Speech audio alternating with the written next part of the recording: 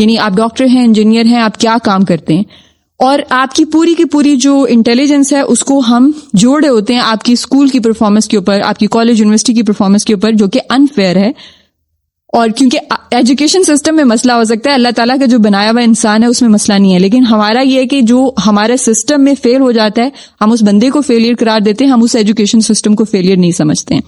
اور ایک ہی education system ہر gender کو کیٹر کر رہا ہے, ہر طرح کے انسان کو کیٹر کر رہا ہے, ہر طرح کی انٹیلیجنس والے بندے کو کیٹر کر رہا ہے, جو کہ بالکل انفیئر ہے. اور نہ ہی ہمیں اتنی زیادہ اپرچونٹیز بچوں کو اس طرح سے ملتی ہیں کہ وہ اپنی انٹیلیجنس کو ادر دین اسکول ایکسپلور کر سکیں.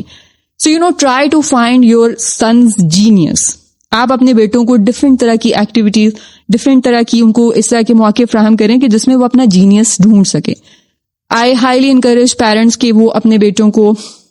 جیسے ووڈ ورک ہے یا الیکٹرانک سے ریلیٹڈ چیزیں ہیں, یہ لڑکوں کے تھوڑے سے